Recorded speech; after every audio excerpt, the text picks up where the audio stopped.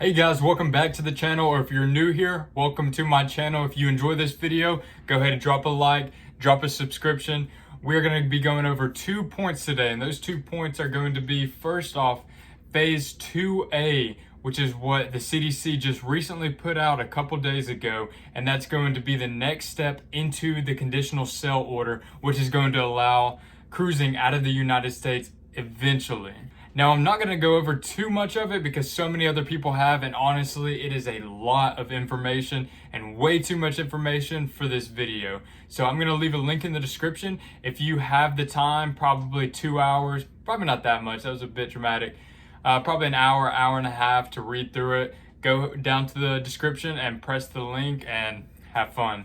Now, second point I'm going to touch on today is going to be the reaction to phase 2A, and specifically Port Canaveral's reaction, how they're kind of reacting to it, why they're reacting to it, and why their reaction might be justified. Along with Port Canaveral, a lot of other people share these same reactions, including the cruise lines and personally myself. So let's dive deeper into it.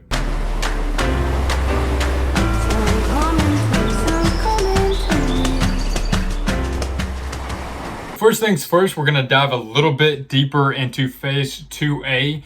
Again, I'm not going to go too deep into it because honestly, I don't have an hour to sit here in front of my camera and explain every single detail to you. But really, just to summarize it, it is going to be voyage preparation. This is what the CDC has called phase 2A. And what that really means is getting prepared to go into these trial voyages, I guess, to give these cruise lines the best possible chance of succeeding in the trial voyages, so then maybe we can move to phase 3. So within preparing for the voyage, for the trial voyages, there's a couple things that entails. One major thing is going to be the cruise lines having to report daily cases versus weekly cases. So now cruise lines, if there's a case on board, they're going to have to report it every single day versus a week-to-week basis. Second major point is going to be updating the color coding status system that the cruise lines are using. So I think the colors are red, yellow, orange, and green. And these are colors based on either if you have cases on board, I guess meaning red, green meaning that you're all clear, and yellow and orange being kind of in between depending on whether you're coming off of having cases on board or if you have a couple cases on board. So they're going to work on kind of fine tuning that. So say we have a green ship over here and a yellow ship over here. The CDC knows the real difference between those ships and not just a general idea. So on top of fine tuning the color coding for the ships, the CDC wants these cruise lines to implement a routine crew testing based on the ship's status. So what I assume is going to happen is maybe a cruise ship that is in green status is going to only have the crew get tested maybe every week, every 14 days, versus a ship that's maybe in yellow status that has their crew getting tested maybe every 2 days, 3 days, something along those lines. One bit of good news coming out of it is they're actually wanting to decrease the time that a ship can go from red status to green status. So red meaning that they have COVID on board, and green meaning that all cases are eliminated. So that time before was 28 days, and now they're wanting to take it down to 14 days. The CDC is kind of taking a hands-off approach and letting cruise lines actually talk to local health and port authorities and devise a plan and pretty much get permission to use that port. Now, the reason I say this is a great thing is because these port cities, Miami, Fort Lauderdale, even like the Bahamas, how they were so eager to get Royal Caribbean over there, they want the money. They want these cruise lines in, they want these travelers in because they've lost out on so much money. So this is going to be a very easy thing, I personally think, for these cruise lines to succeed in and actually acquire these ports. Now, this last point that I'm going to go over is a point and a guideline that I really think is going to be a really good step because it's kind of putting the pressure on the cruise lines again. This last one is going to be implementing a time for these crew and port personnel to actually get vaccinated. Now, this is super exciting because we already knew that the crew had to be vaccinated, but no one thinks, okay, when are they going to be vaccinated? But that's actually what's going to be part of the voyage preparation is getting all the crew members vaccinated, getting the port personnel vaccinated. So when we do these trial voyages, we have everyone that needs to be vaccinated, and hopefully giving these cruise ships the best chance to succeed in these trial voyages. That's the last point I'm gonna make about phase 2A. Again, there's several other points, there's several other guidelines that the CDC mentions and lays out in the link that I'm gonna leave in the description. And if you wanna bore yourself with that, go ahead. I've been boring myself with it the past 2 days, and I did not wanna get on camera and try to recite 5, 6, 7, 8 pages worth of information to you guys. On to the next story. This is going to be people's reaction to phase 2A, what that meant to them, and if their reaction is actually justified, in my opinion. Now, this story is coming out of Port Canaveral with Chief Executive Officer John Murray saying he is disappointed that this guidance for the cruise industry appears to be nothing more than an incremental step in a far-reaching process to resume passenger sailings in the U.S. with no definitive or target start date. Now, I would 100% agree with him. They kept us in phase 1 for so long, and then they come out last Friday and said that they're going to release phase 2. And what do we get slapped with? We get slapped with phase 2A.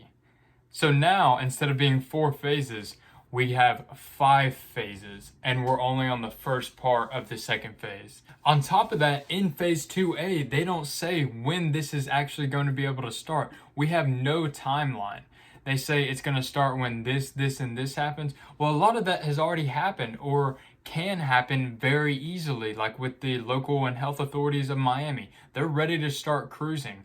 The one thing that cruise lines need to do is get their crew vaccinated, or at least implement some sort of plan and timeline to get them vaccinated. On top of Chief Executive Officer John Murray coming out and reacting to phase 2A publicly, we have U.S. Travel Association President and CEO Roger Dow issuing a statement encouraging the phased resumption of cruise operations as quickly as possible. Now, this is a quote from him.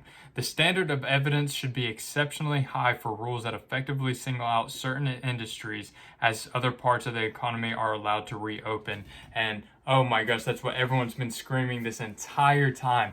This is the only industry in the United States that is being treated like this, even when we have other high-risk businesses that are allowed to operate freely, allowed to employ people, and have a steady flow of income coming in even in these times. Dow goes on to say, restrictions have taken a disproportionately heavy toll on the travel industry and our millions of workers, and the rule preventing cruise operations is uniquely specific. It is economically imperative to find pathways to reopening, and the evidence is clear that a layered approach to health and safety allows the safe resumption of travel. Now, he said it right there, and I 100% agree with him. Just like I was saying, the cruise industry has been being hit so specifically and so uniquely compared to other travel agencies and different forms of travel, even to the extent of the CDC coming out on Friday and saying that international travel via plane is okay for people who are vaccinated or is very low risk. Now, one of the CDC's counters to that would be cruising is different because passengers from different countries are all going on this cruise ship. The thing is with that, with cruising the past couple months in other countries like UK, Singapore, that have been super successful with their top-of-the-line protocols when it comes to COVID, they have not allowed people that aren't residents on a cruise ship. So right now, I can't, as an American citizen, fly to the United Kingdom and get on a cruise ship coming out of the United Kingdom. But right now, I think the cruise lines are pretty much on board with the fact that they're going to keep it within the country. And a big reason why I think they are so on board with that, even though they're missing out on different populations and more income, is they just want to be back on the water. They want the money to start flowing. And on top of that, they want to be successful in their top-of-the-line protocols and not give the CDC another reason to shut down cruising for another year. That's going to wrap it up for the video. I have a couple of videos that are going to be coming out over the next 2 weeks that is going to be more on the entertaining side when it comes to cruising and less of this negative news that the cruise industry is getting hit with right now. So guys, if you got any bit of information from this video and enjoyed it even the slightest, please leave a like and please subscribe. Again, to a small channel like mine, every single like and subscription means the absolute world to me. So guys, thank you so much for watching. Yeah.